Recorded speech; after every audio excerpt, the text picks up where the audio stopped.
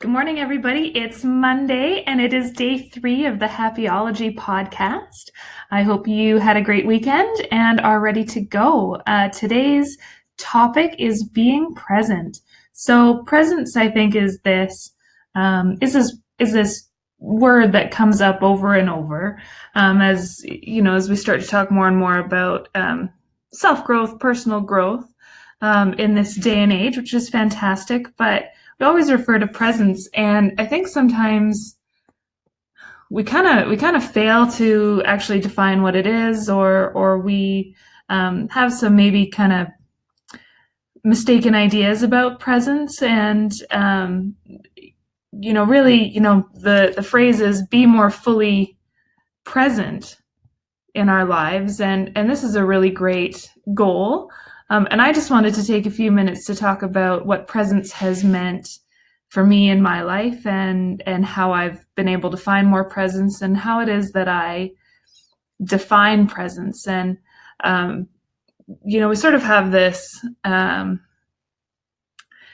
want to say maybe concept that somehow being present means quieting the mind. It means stilling the mind. A lot of people will think about presence and meditation. For me, presence is not about quieting the mind. It's about accepting what's going on, accepting your thoughts and your feelings, and becoming an observer, being able to sit there with them and recognize that they're actually something outside of you.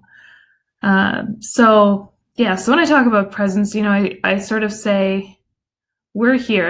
I mean, we all exist in the now, but we have, as human beings, we have this fantastic ability to be able to throw our thoughts way out into the future. And, when we're talking about things that we're thinking about in the future, we're talking about expectations. And whether they're good expectations or whether they're bad expectations, we expect that our business is going to be really successful, or we expect that someone's going to be mad. Whatever it is, out in the future, we've just got expectations. There's nothing actually there.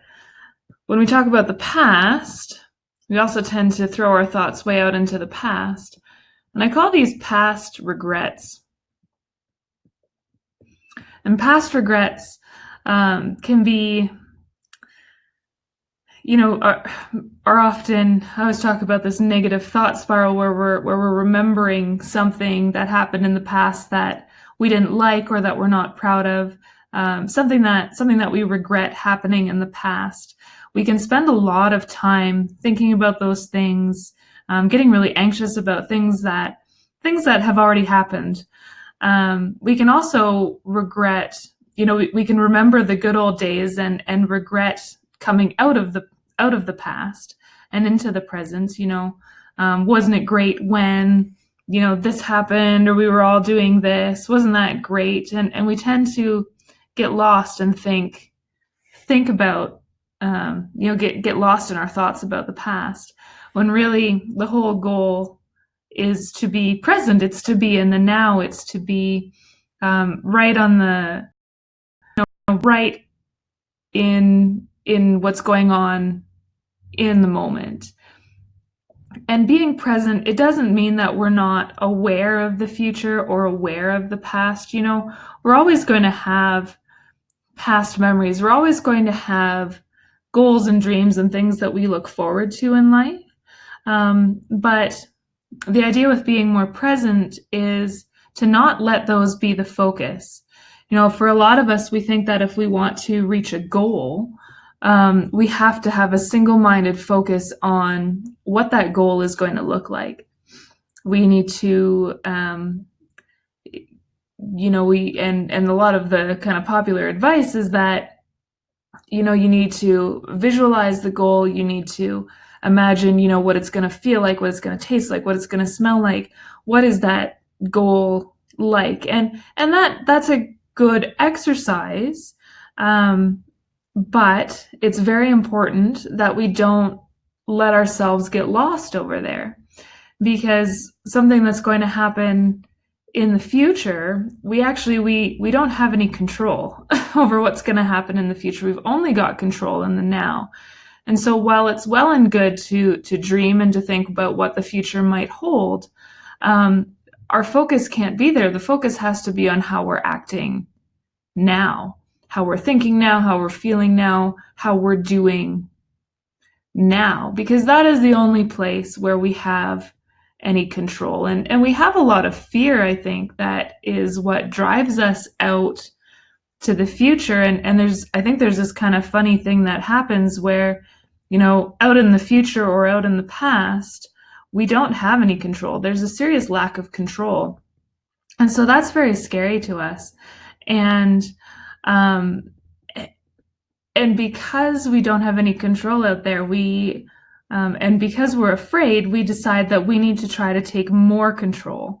So I think we start overthinking the future, overthinking the past, because we're so afraid of this lack of control. But when we are not present, when we're out in the future, out in the past, we're actually giving up our control that we have in the present. And so that I always find that just a little bit ironic, and it's a very hard mind shift to make. It took me several years of kind of hearing this advice before I totally understood it.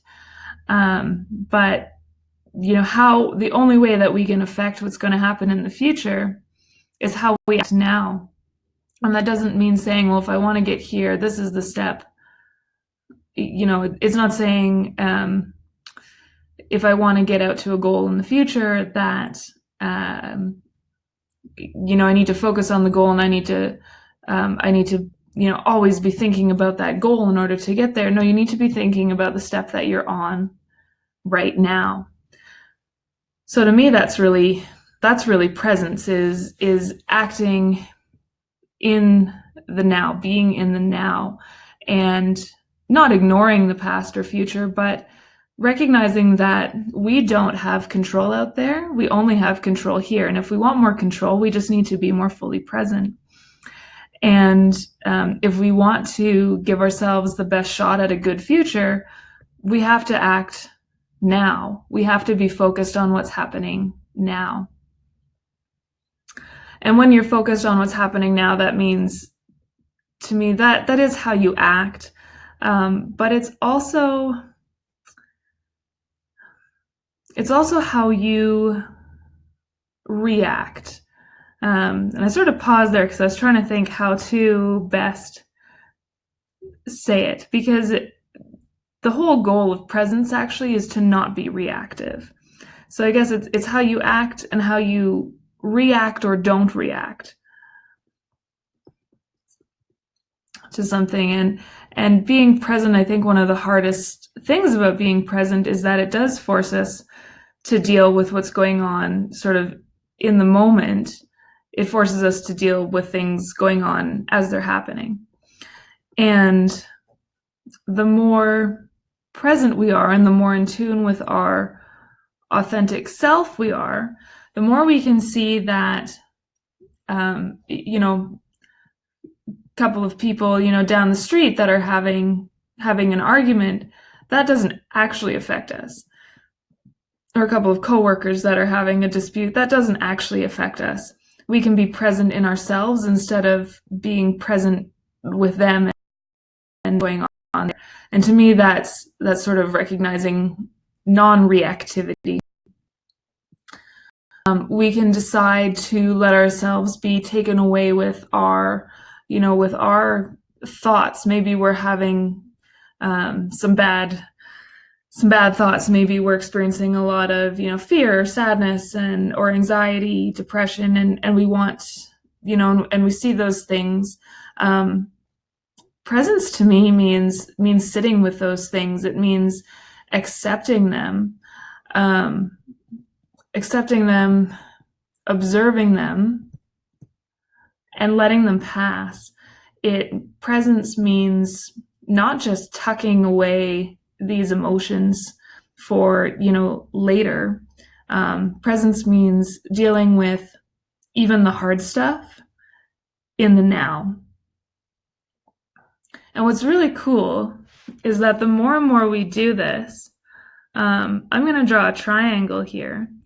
So there's sort of three things, and they all go together.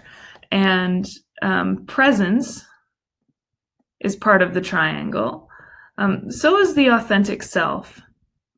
And that's being able to sit back kind of in the seat of the self or the seat of the soul, and be more of an observer, be somebody who recognizes that the voice in their head is not them. The more we can observe presence and authentic self, the more secure we can feel. Meaning the less fear, and the more we can be living in love or living in a positive state. And it's kind of this triad between presence, the authentic self, and the feeling of security or living positive in a positive, loving way, as opposed to a reactive, fear-based way. And it's kind of like they all have to increase at the same time, but they all will increase at the same time. So the more you can be present with yourself, the more you can be focused on what is happening now, be focused on the actions that you're taking now, be focused on allowing yourself to feel emotions and allow them to process through in the moment, the more authentic, or the more you can access your authentic self. And as you access your authentic self more and more, you start to feel more secure. You start to, your authentic self is always going to be living in love and living from a place of light. And of course, the more that you live in love and live from a place of light, the more you can live in the present, and the more you can get in the now and face those difficult things in the now.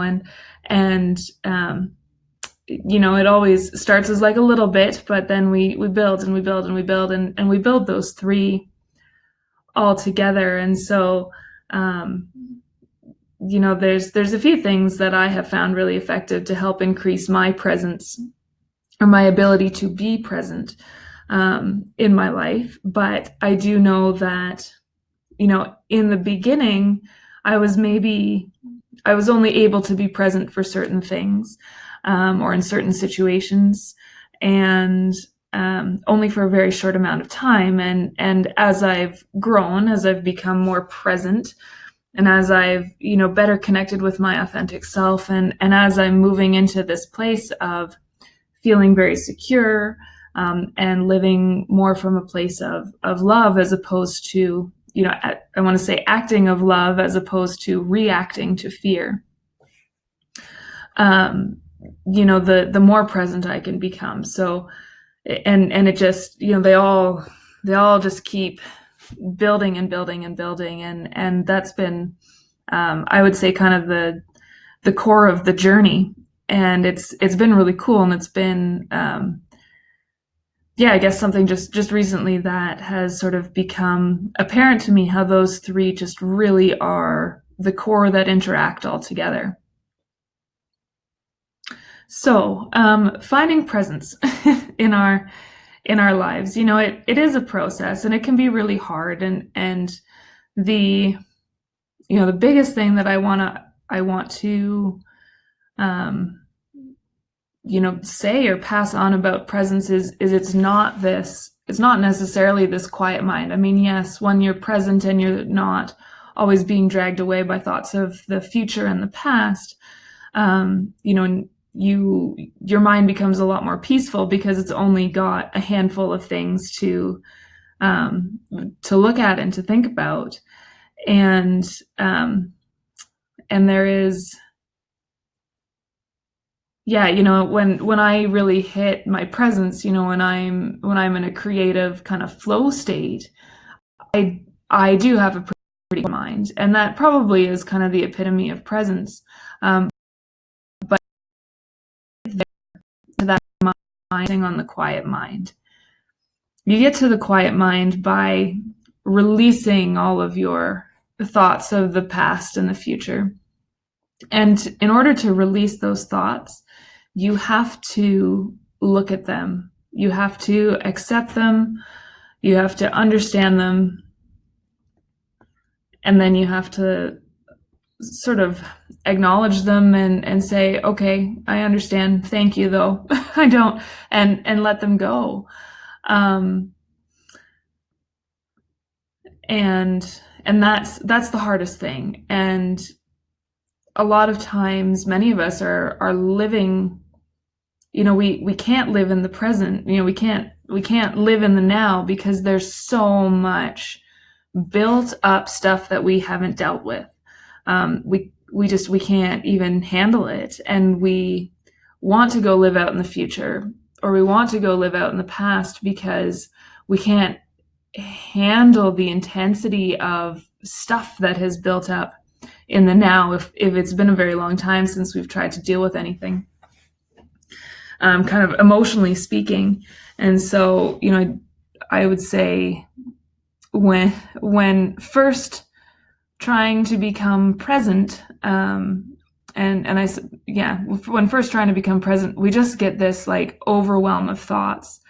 And I remember years ago trying meditation and being told like, oh, it's so good, you just still your mind. And I remember sitting there and you sit down and you say, okay, quiet mind, quiet, and the mind just goes and goes and goes because there's all this stuff that it needs you to deal with before you can hit the quietness. But you're trying to force your mind to be quiet, and it just makes it worse and worse and worse. So what I'd say is when you start trying to find presence, just be really open and accepting of what comes. And that's the definition of presence for me is accepting. And so, one of the things that I like to do if I'm feeling a little bit, if I need a little bit more presence in my life is I'll go for a walk in the woods. And I'll actually, I like to touch trees. I'll touch the trees, I'll feel the leaves, the bark. Sometimes I'll feel like the grass or the soil that I'm walking on, and really just that's a real grounding exercise. And for me, constitutionally, wood is a very healthy element to support my constitution. But I go out there and I touch the tree, and I'm kind of half focused on what the tree feels like, but my heart or my mind or my soul will just kind of dump all this stuff out, and I just let it come, and I say, oh, that's interesting. Oh yeah, okay, no, I see that, and yeah, it's sort of I kind of need this safety sort of place. The only time that I get out of presence if thing, and to get quiet, where I can feel supported, and that's out in nature, out in the woods, and touching these trees. And when I feel very supported and I feel like I'm grounded enough to let all of the emotional stuff that's been building up come out, and in order to sort of engage presence, I see the thoughts and I let the thoughts go, but I recognize that I am not the thought. I'm sitting, I like to say, I'm sitting in my throne or my seat of the soul, and I am letting these thoughts come and do as they will, and the thoughts just start going, and eventually they peter out, and once they peter out, they're gone.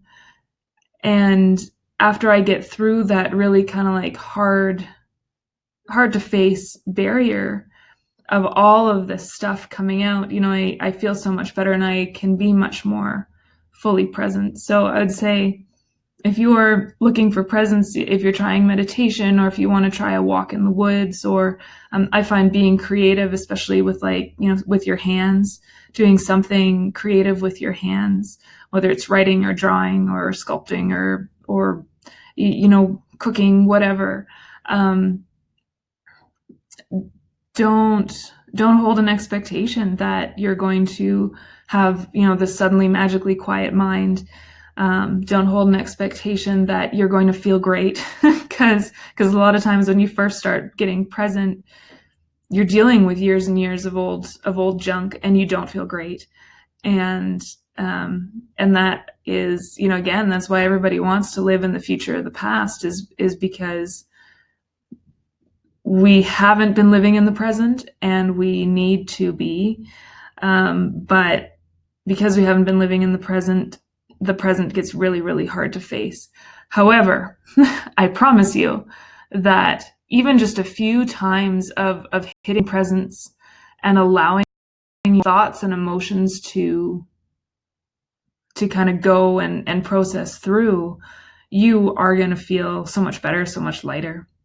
And that's really the beauty of presence, is you do end up with this quiet mind, and this really peaceful mind, and you end up being able to connect more with your authentic self, and you end up being able to connect more with the actions that you would take out of love, as opposed to reacting in a fear-based state. And it really is just for me, my whole thing, I write Happy-ology, the blog, and it's about, it's really just about getting people to face these old blocks to happiness, in order to engage more with their happiness. And presence is a huge part of that. So I encourage you to face the tough stuff, in order to engage your presence, and you will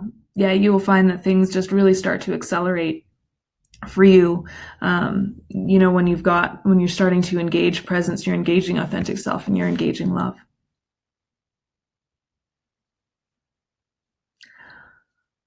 Alrighty, well, thanks for listening. I think that was kind of a long one again, but I will see you tomorrow.